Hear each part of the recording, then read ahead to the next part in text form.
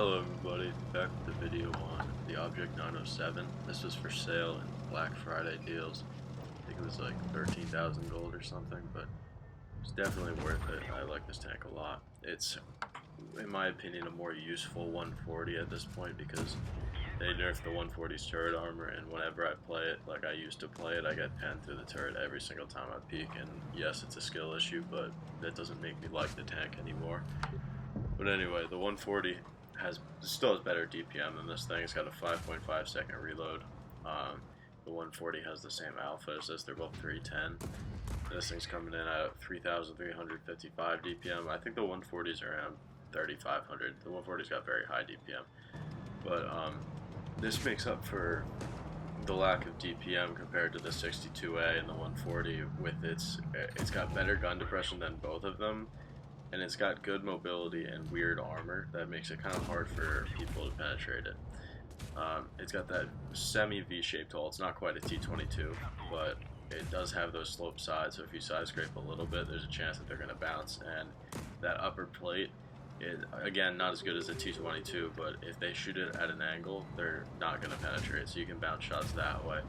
And the turret does have those hatches and some weak spots on it, but if you're moving around and you're not trying to get shot, then 9 out of 10 times you'll bounce a shot, but you can't rely on the armor on this thing. It's pretty light. It is good at farming damage.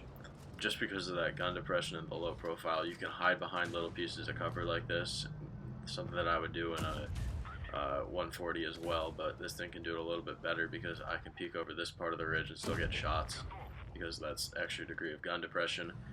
And I do notice the little bit lower DPM because I'll finish a game and I'll have felt like I haven't done enough damage, but the amount of time that I've been alive, if I was in another tank like a Leopard or 62A or something, I could have done a lot more.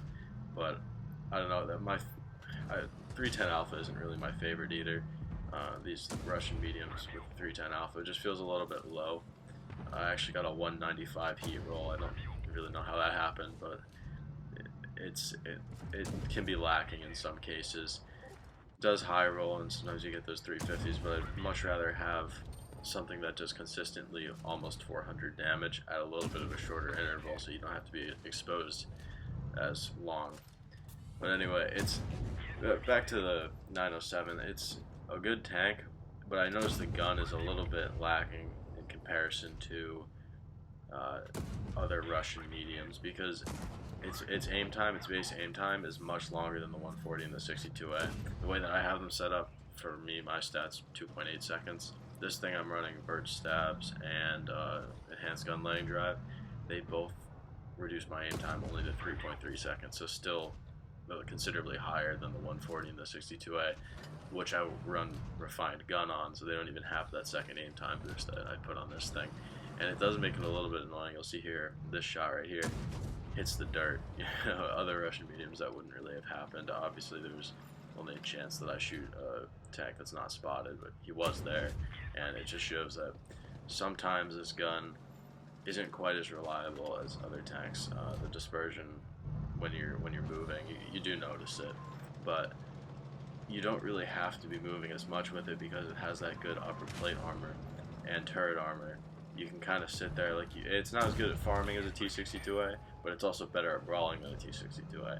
So it's kind of in this weird like in-between position where you can do things with this tank that you can't do with the 62A, and you can't do with the 140. So it's another.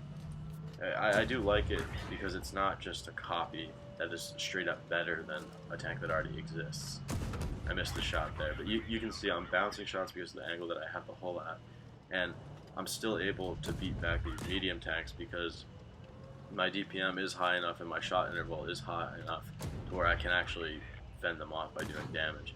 And you can see I wiggle the hole a little bit, and it bounces shots. I do still like that it's not a higher reload than things like the M48 pattern and the M60, because if it was straight up the same reload as that, I feel like it would be much worse. But now I know I can beat like an M48 or an M60 on their reload, which is a huge advantage when it comes to fighting them. Because you'll see here, I can peek out and trade with this guy. We shoot each other at almost the same time, and his reload's half a second longer than mine, if I remember correctly, so I know I have the shot on him here, even though he fired around the same time that I did. It just makes it so you know that you have that advantage, even though your alpha is a little bit lower. It's just the only real advantage that this lower alpha gun has. But it is a better HE than something on a Leopard. When I played the Leopard, I noticed that the high explosive doesn't really do much more than the AP does, and I end up just not really using the HE because it's just lower pen and you get generally the same damage, especially with that alpha damage off that the Leopard received. This thing's HE, standard Russian, 420. That's a lot of damage. If you pen that, that's considerably more than your AP. So if you have chances to shoot the HE, your DPM will go through the roof, especially with this reload.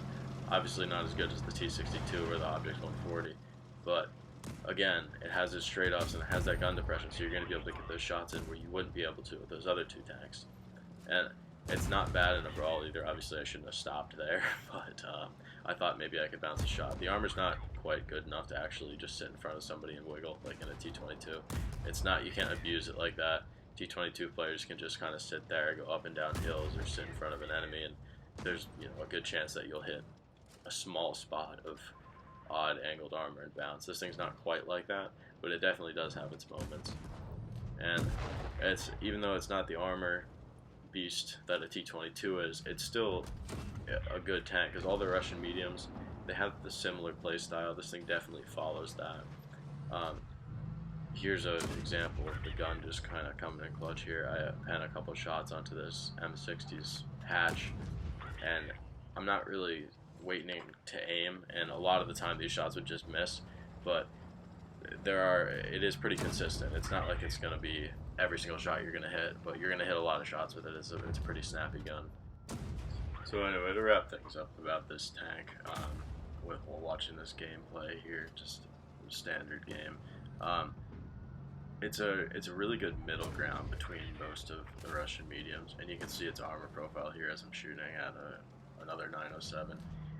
It's not quite a T22, it's not quite a 140, and it's not quite a T62A. It's got all of these different characteristics, but it still, at the end of the day, has those Russian medium characteristics of that quicker reload than all of the other standard medium tanks.